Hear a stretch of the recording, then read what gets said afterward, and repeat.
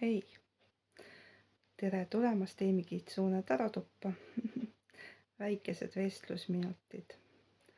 Mõtlesin, et räägin täna natukene teiega unenägudest veel.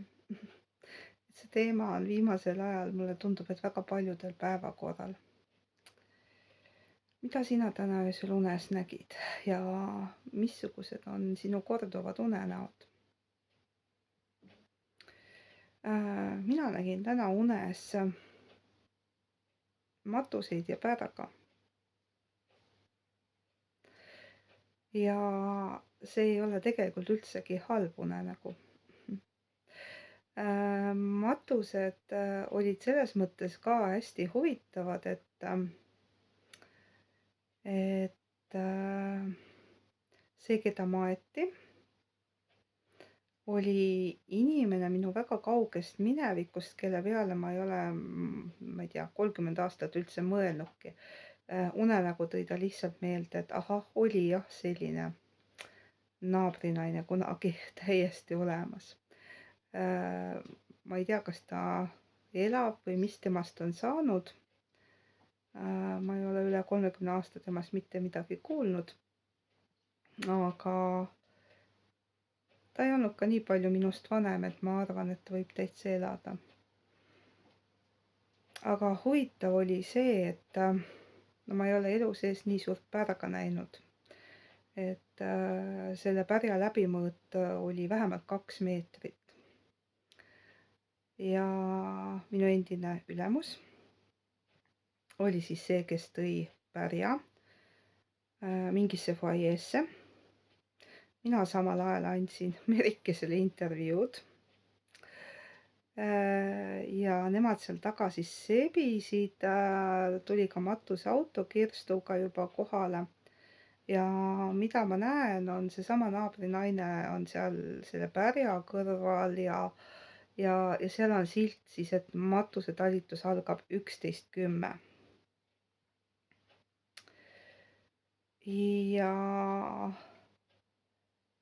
Ja mina siis nii-öelda nagu viipasin talle, et kõik on hästi, sa ees minema. Ja siis see naabrinaine, kelle matused pidid toimuma, keeras siis selja ja rahulikult astus minema ja mina muidugi jätkasin oma intervjuud ja siis üsna kui Merikese podcast oleks pooleli olnud ja tema ütleb mulle, et aga sa ju nägid teda, et ta on tegelikult surnud, et keegi teine ju ei näinud, et miks sa ei rääkinud sellest. Ja siis ma ärkasin üles. See on esimene unenägu, mis mulle nüüd üle tüki aja on meelde jäänud. Et siin vahepeal oli see periood, kui see planeetide seis käivitus, kus unes toimus kõike. Aga hommikuks ma ei mäletanud mitte midagi. Lihtsalt mõni hommik ärkasin sellise segadusega, teinekord peavaluga, aga mulle tundub, et see matuse sümbol tuli siis näitama seda, et mingid protsessid on lõpuni protsessitud. Ja see 11:10, ma pärast vaatan Merikese ingikaartide pealt järele, mida see tähendab. Ma ise pakun välja, et 11 on uute alguste number, 10 on õnneratta number, 11 on ka õigluse number, ehk midagi on saanud õiglase lõpu, et uued algused saaksid tulla.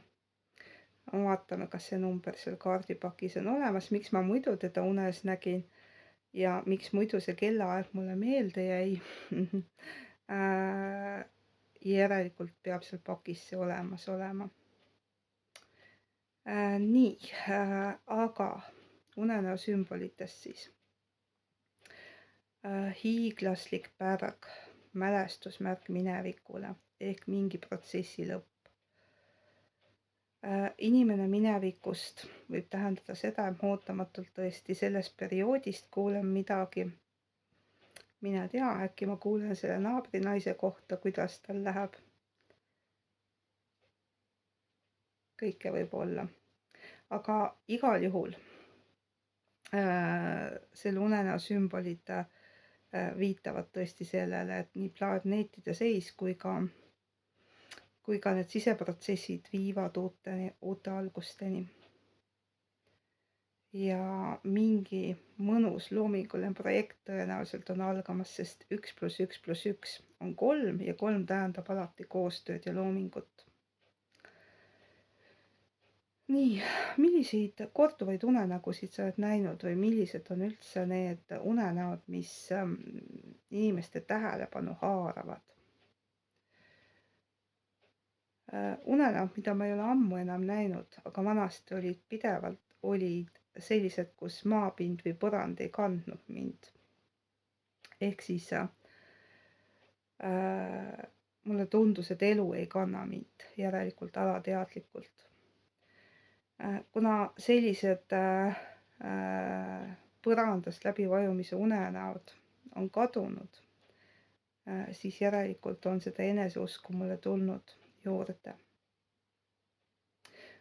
Üsna sageli näevad inimesed ka kukkumist unes, ka mina olen näinud, et ma kõrgustest alla kukun. Ka see peegeldub alateadlikke hirme. Tegelikult tasub üldse Carl Jungi teooriat unenägude kohta lugeda. See on ääretult põnev, kuidas tema unenägusid tõlgendab.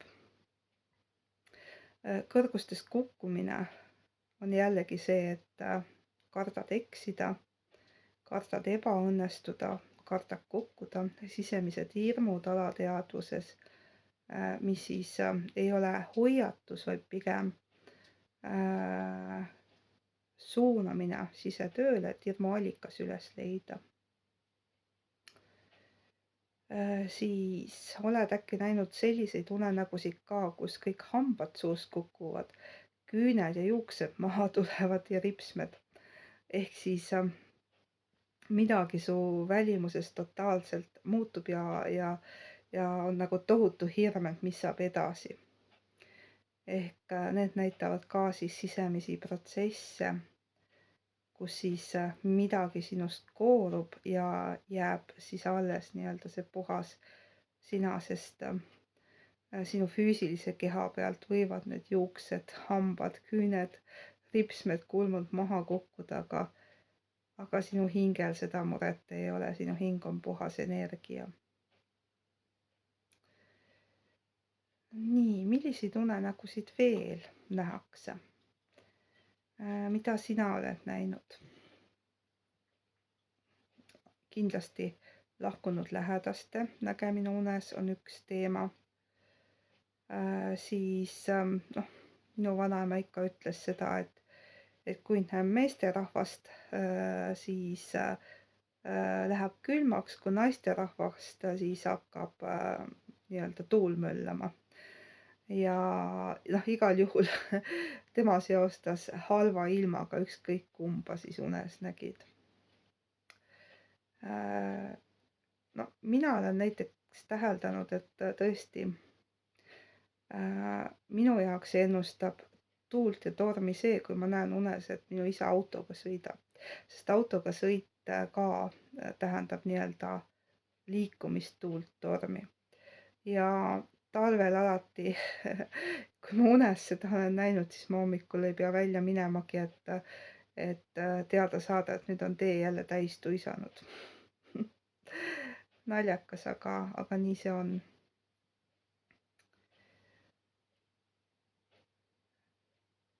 Vahel võib ka päris naljakaid unenägusid näha. Ärkad üles ja mõtled, mis see nüüd oli. Milline oli sinu kõige naljakam unenägu? Ja mõnikord unenäost ei peagi mingit tähendust otsima.